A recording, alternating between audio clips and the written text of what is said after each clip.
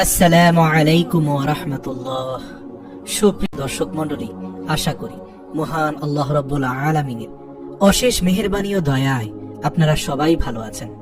বছর ঘুরে আবার চলে এলো সিয়াম সাধনার মাস মাহে রমজান। আত্মশুদ্ধির এই মাস নিয়ে রব্বুল আলামিন পবিত্র কোরআনে বলেন, তোমাদের উপরে রোজা ফরজ করা হয়েছে যেমন করা হয়েছিল তোমাদের পূর্ববর্তীদের উপর, যাতে তোমরা তাকওয়া বা আল্লাহ ভীতি অর্জন করতে পারো। সুবহানাল্লাহ। প্রিয় দর্শক, রোজা আমাদের উপর ফরজ করা হয়েছে আত্মশুদ্ধির জন্য।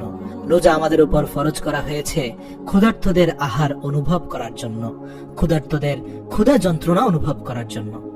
আত্মশুদ্ধির এই মাসে অনেকেই যে বিষয়টি নিয়ে সন্দিহান থাকে তা হচ্ছে ইফতার এবং সেহরিতে খাদ্য তালিকায় কোন কোন খাবার রাখলে সুস্থ এবং সফলভাবে সারা মাস রোজা রাখা যাবে। আবার কিছু মানুষ এতটাই বেপরোয়া, সারাদিন রোজা রাখার পরে ইফতারে এত অত্যাধিক মাত্রায় খেয়ে ফেলেন যে শেষ পর্যন্ত তা তার অসুস্থতার কারণ হয়ে যায়।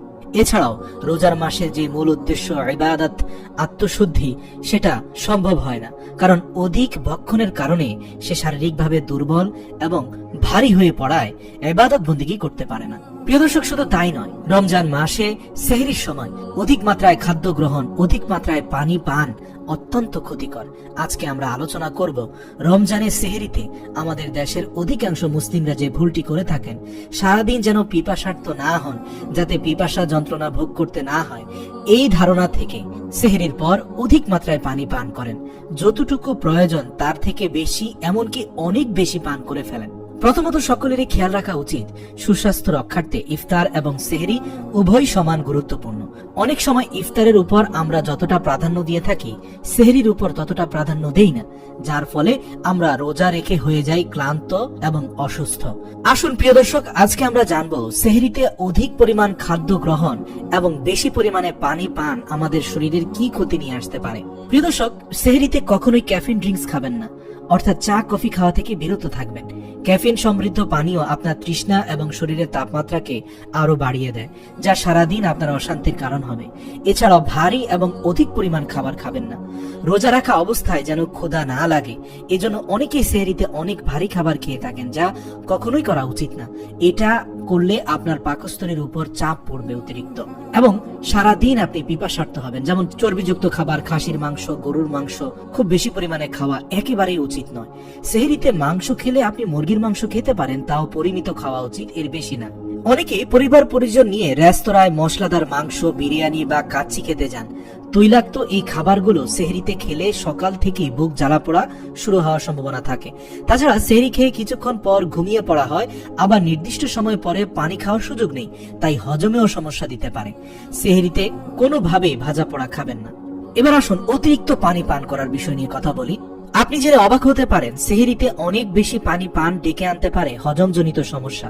তবে এটা অনেকটাই নির্ভর করে আপনি কতটুকু গ্রহণ করে অভ্যস্ত তার উপরে। শরীরে প্রচুর পরিমাণ পানি খেলে সারাদিন আর পানির পিপাসা লাগবে না, বা আপনি দুর্বল হবেন না, বা গলা শুকিয়ে যাওয়ার ভাব থেকে বাঁচতে সেহরিতে প্রচুর পরিমাণে পানি খাওয়া সম্পূর্ণ ভুল ধারণা। প্রিয় দর্শক, আপনি জেনে অবাক হবেন, যদি সেহরিতে আপনি প্রচুর পরিমাণে পানি পান করেন, তাহলে আপনার শরীরে উল্টো পানি শূন্যতা সৃষ্টি হবে সারাদিন রোজা রাখতে গিয়ে, যা অতিরিক্ত ঘামের সৃষ্টি করে।